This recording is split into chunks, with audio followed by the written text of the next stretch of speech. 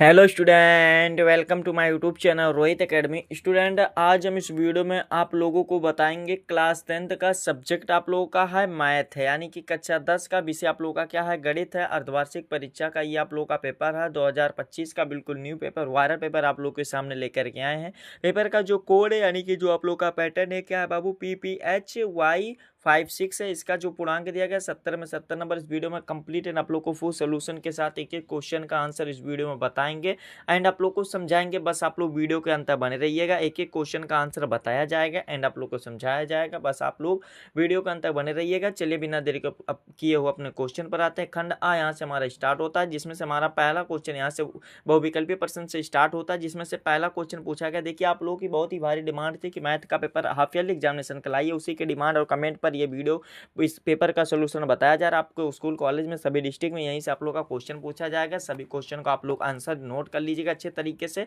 चलिए बिना देरी को अपने क्वेश्चन पर आते हैं। पहला क्वेश्चन यहाँ पर दिया गया क्या कि त्रिभुज ABC के शीर्षों के निर्देशांक क्या दिया गया है, 7,5 दिया गया है। और फिर क्या दिया गया, 5,7 और दिया गया है। जो तीसरा दिया गया यानी किसी का जो वैल्यू दिया गया है -3,3 दिया है। तो यदि BC का मध्य बिंदु D है तो AD की माप होगी, यानी कि तो AD की माप कितनी होगी हमें ये बताना है। तो इसका जो सही आंसर हो जाएगा, कौन सा राइट आंसर हो जाएगा बाबू, हमारा ये सही आंसर हो जाएगा सा वाला ऑप्शन सही हो जाएगा। 6 मात्रक हो जाएगा, जो कि कौन सा राइट आंसर हो जाएगा बाबू, हमारा ये सा वाला ऑप्शन सी वाला ऑप्शन लॉक कर दिया जाएगा। फिर दूसरा क्वेश्चन दिया गया है, शीर्ष 0,4 दिया गया और 0,0 दिया गया और 3,0 वाले त्रिभुज का परिमाप होगा, यानी कि इसके त्रिभुज का परिमाप कितना होगा हमें ये बताना है। तो इसका जो राइट आंसर हो जाएगा, दूसरे का सही आंसर कौन सा हो जाएगा बाबू, हमारा इसका त्रिभुज का परिमाप पूछा है तो इसका जो राइट आंसर हो जाएगा क्या हो जाएगा, 12 हो जाएगा, यानी कि कौन सा हमारा इसका भी सा वाला ऑप्शन ही राइट हो जाएगा।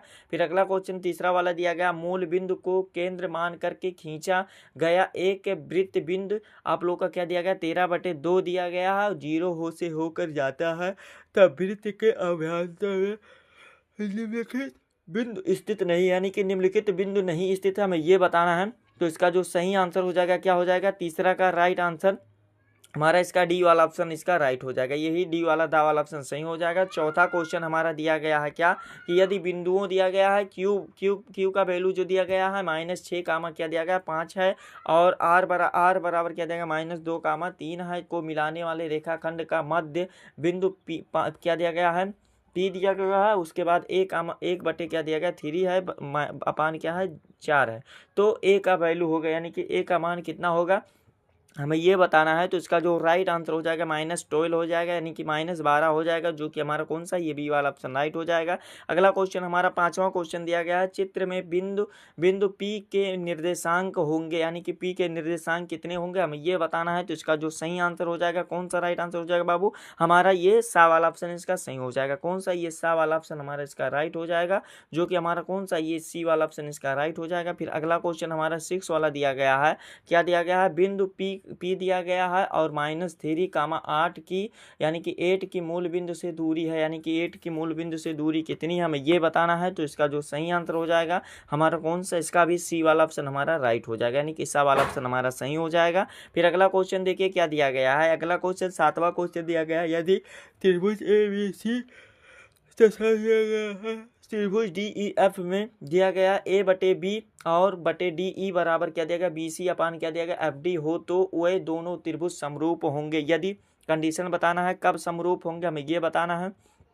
तो 7वीं का जो सही आंसर हो जाएगा बाबू, कौन सा हमारा राइट आंसर हो जाएगा, ये डी वाला ऑप्शन इसका सही हो जाएगा। कब हो जाएगा, जब कोड B बराबर कोड D होगा तो ये क्या हो जाएंगे, दोनों त्रिभुज समरूप हो जाएंगे। ठीक है, आशा करते हैं आप लोग को समझ में आ रहा होगा। बाबू आप लोग की डिमांड पर पेपर का सोल्यूशन हम आप लोग को प्रोवाइड करते हैं, यानी कि बताते हैं, लेकिन आप लोग वीडियो को शेयर नहीं करते हैं। तो आप लोग के लिए यही काम करना रहेगा कि इस वीडियो को क्लास 10th के, यानी कि कक्षा 10 के जितने भी स्टूडेंट हैं उनके पास अधिक से अधिक शेयर करके पहुंचा दीजिएगा। एक बार कमेंट भी कर दीजिएगा कि यहाँ वीडियो को शेयर कर दिए हैं। ठीक है, चलिए अगला क्वेश्चन 8वां क्वेश्चन देखते हैं। 8वां क्वेश्चन दिया गया, चित्र में त्रिभुज ODC सर्वांशम है किसके, त्रिभुज OBA कामा कोड VOC बराबर 125 अंश है और सी कोड CDO बराबर 70 अंश है। तो इस कंडीशन में बताना है कि QAB का मान होगा, यानी कि QAB का किसी होगा हमें ये बताना है। तो इसका जो राइट आंसर हो जाएगा 55 अंश हो जाएगा। ए वाला ऑप्शन हमारा इसका सही हो जाएगा। फिर अगला क्वेश्चन हमारा 9वां क्वेश्चन दिया गया क्या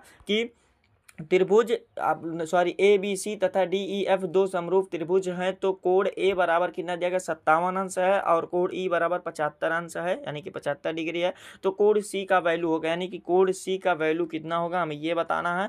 तो 9 का जो सही आंसर हो जाएगा कौन सा बाबू हमारा सा वाला ऑप्शन यानी कि सी वाला ऑप्शन इसका राइट हो जाएगा। ठीक है। फिर अगला क्वेश्चन दिया गया है 10वां क्वेश्चन दिया गया है कि त्रिभुज में ए बी सी डी एक आयत है और ए बी की लंबाई होगी यानी कि ए बी की लंबाई कितनी होगी हमें ये बताना है। तो इसका जो सही आंसर हो जाएगा 6 सेंटीमीटर हो जाएगा जो कि हमारा कौन सा ये सी वाला यानी कि सा वाला ऑप्शन हमारा इसका राइट हो जाएगा। अगला क्वेश्चन तीसरा क्वेश्चन दिया गया क्या कि चित्र में ई एफ लंबवत है किसके लंबवत है बी सी यदि ए ई अनुपात वी ई बराबर क्या जाएगा 4:1 है तो सी एफ बराबर क्या हो जाएगा 1.5 सेंटीमीटर हो तो ए एफ की लंबाई होगी यानी कि ए एफ की लंबाई कितनी होगी हमें ये बताना है। तो जो 11 का राइट आंसर हो जाएगा ना क्या हो जाएगा हमारा ये सा वाला ऑप्शन राइट हो जाएगा 6.0 सेंटीमीटर हो जाएगा। ठीक है।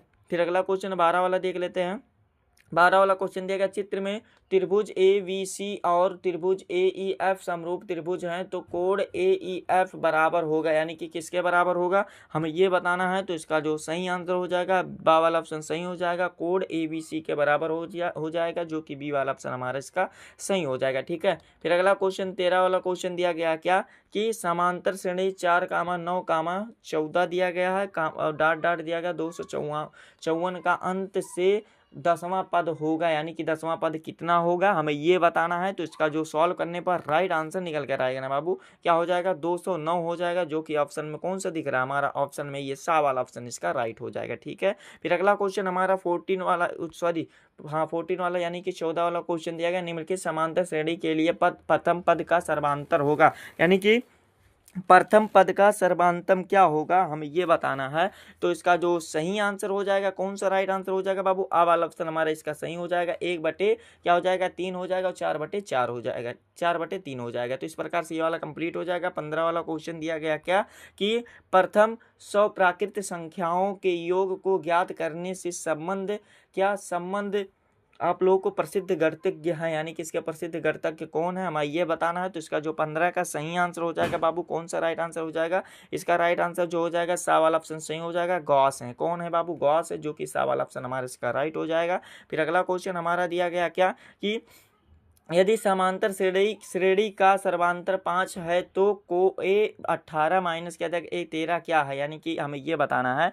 तो इसका जो राइट आंसर हो जाएगा बाबू कौन सा हो जाएगा 28 हो जाएगा जो कि ऑप्शन में हमारा नहीं दिख रहा है यानी कि जो देखो 16 क्वेश्चन है ना यानी कि 16 का जो राइट आंसर हो जाएगा ना ये आप लोगों को कमेंट करना है क्या ये 16 वाला जो क्वेश्चन है इसको कमेंट में बताना है कौन सा राइट आंसर होगा। फिर चलिए अगला क्वेश्चन देखते हैं। अगला क्वेश्चन हमारा दिया गया है 17 वाला क्वेश्चन दिया गया यदि एक समांतर श्रेणी का सर्वांतर -4 तथा 10वां पद -8 है तो श्रेणी का प्रथम पद होगा यानी कि श्रेणी का प्रथम पद कितना होगा। तो इसका जो राइट आंसर हो जाएगा 28 हो जाएगा जो कि हमारा सा वाला ऑप्शन इसका सही हो जाएगा।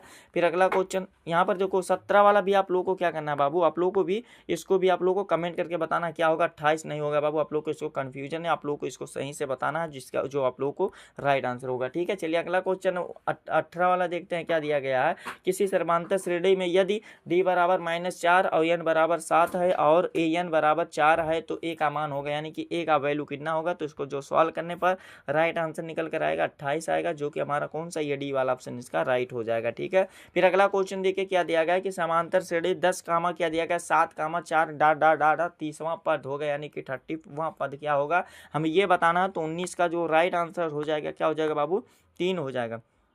देखो 19 का जो सॉल्व करने पर राइट आंसर आएगा ना क्या आ जाएगा पता है नहीं पता ना तो चलिए आप लोग को बता देते हैं। जो 19 का राइट आंसर सॉल्व करने का आएगा इसको भी आप लोग को एक बार देख लीजिएगा इसको तैयार करके बताइएगा कितना आएगा। 20 वाला क्वेश्चन देगा समांतर श्रेणी आप लोग का 11 दिया गया -8 और फिर कामा क्या देगा -5 का पहला धनात्मक पद होगा यानी कि क्या होगा हमें ये बताना। तो इसका 3 हो जाएगा डी वाला ऑप्शन हमारा सही हो जाएगा। इस प्रकार से बाबू आप लोग का कितना क्वेश्चन था आप लोग का 20 MCQ था जो कि 20 में से आप लोग को 17 नंबर बता दिए 3 नंबर आप लोग को कमेंट करके बताना है तैयार करके सॉल्व करके। ठीक है। आगे का क्वेश्चन जो बताएंगे उसको आप लोग को अच्छे तरीके से प्रिपेयर कर लेना है, यानी कि तैयार कर लेना है। खंड बा यहाँ से हमारा स्टार्ट होता है, जिसमें से वर्णनात्मक प्रश्न दिया गया। इसमें पहला क्वेश्चन पूछा गया जो कि सभी खंड को करना। तो देखिए बाबू, जितना क्वेश्चन आप लोग को बता रहे हैं सभी को रफली कॉपी में या कोई भी कॉपी में नोट कर लीजिएगा, इसको सॉल्व कर लीजिएगा, ठीक है।